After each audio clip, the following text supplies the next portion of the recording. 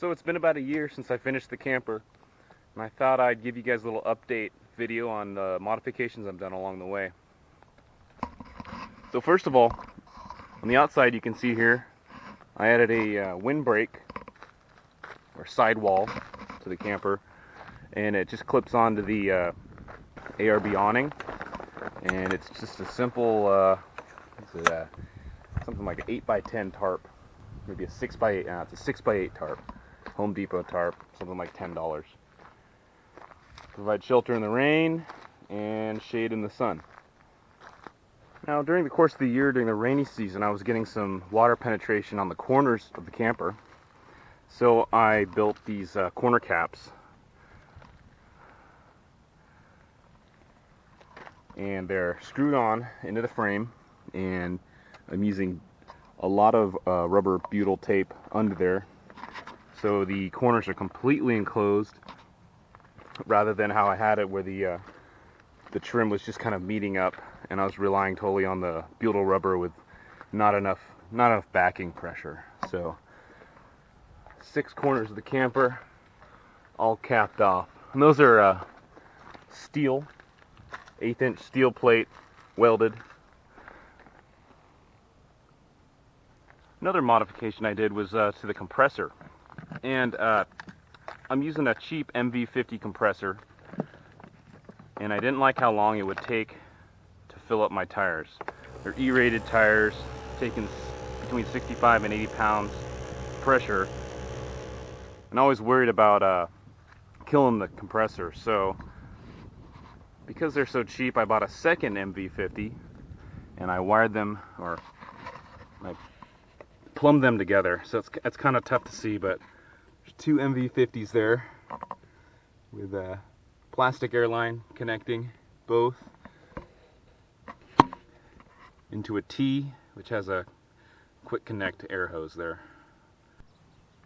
Before, with the single compressor, it would take 30 minutes to air up all 4 of my tires from 40 psi to 65 in the front and 75 in the rear. Now, with both of them tied together, I can air down even lower. I aired down to 30 psi last trip, and it only took 15 minutes to air them all up to the same higher psi. So, pretty pleased. And in case you're wondering, what I use to air down my tires is the ARB Deflator. I love it. I used to use the Stons, but this thing, I have way more control over it, and it's equally as fast. So now for the interior modifications, let's turn on these lights. I put in some cubbies to access this area of negative space against the wheel well, and that's perfect for, we got shoes and flip-flops. They always end up laying around the floor. So that's a nice little cubby where those can go. Anyways, behind the porta potty, I cut out another piece of paneling to expose the water tank, and I put markers on how many gallons would be in that tank, so you can just kind of glance at the translucent wall of the water tank and have a pretty close approximation of how much water I have left. So I got this cool gooseneck lamp. That was art. I installed that in the camper originally. Somewhere along the way on rough dirt roads, the base of it cracked. So this thing's kind of expensive. It's $35. So I didn't want to buy a new one. So I epoxied the base back together, and then I put this piece of radiator hose over the broken area and epoxied that onto the base, and then even hose clamped that thing tightly. So it should be stronger than it was from the factory.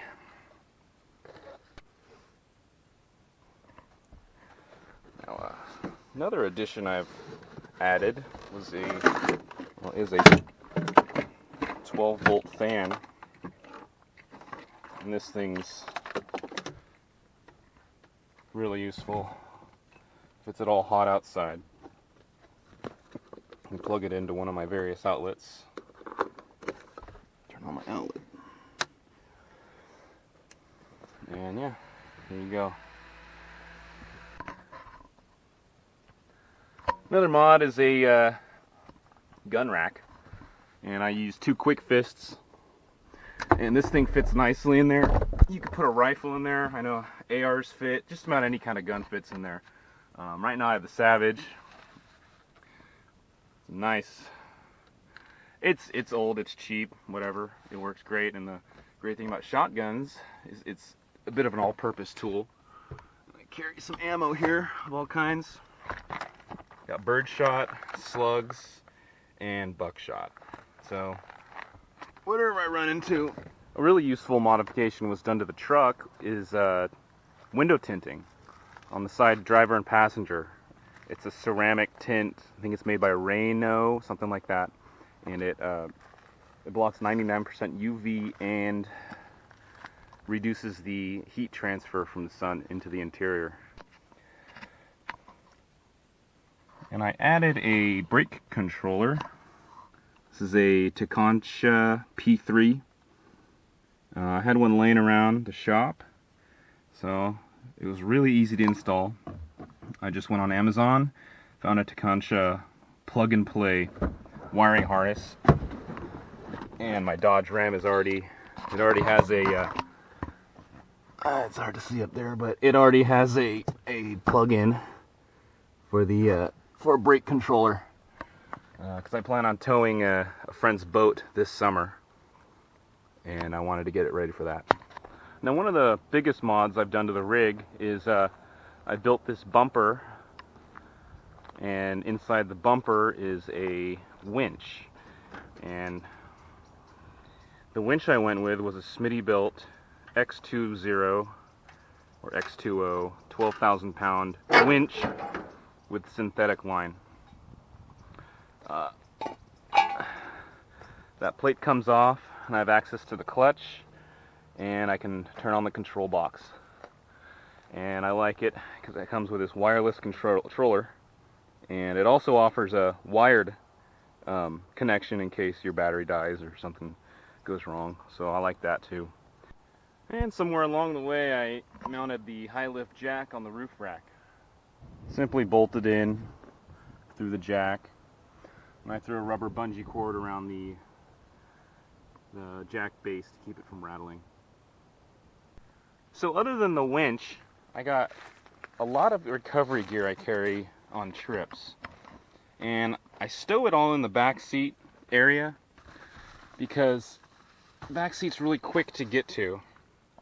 What I carry is a recovery strap, a 50-foot winch extension line, a couple of tree savers, some WD-40 back there, and then under here I have a 8-ton snatch block, 4 3/4-ton shackles,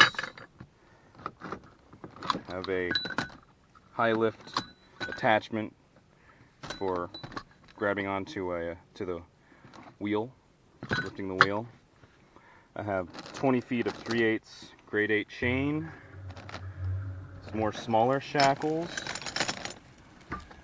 carry a pair of channel locks back here, some gloves, high lift jack repair, springs, pins, bolts, Dodge repair manual, club, and some extra long 25-foot jumper cables and an ice scraper. So I like to have that all really quick access right behind the seat. I also carry 2 of these, they're called Go Treads. They're folding traction mats. And I haven't really got much use out of these. The one time I tried them when I was stuck in snow, it didn't really matter. It didn't work, but then again, I don't think much would have worked, except just lots of digging. What I've used these the most is for leveling the camper. It's pretty cool because you can just, you can level it there, or if you need a little more height, or even there. So For camper levelers, these things are awesome. So anyways, thanks for watching, and maybe I gave you some ideas for your rig.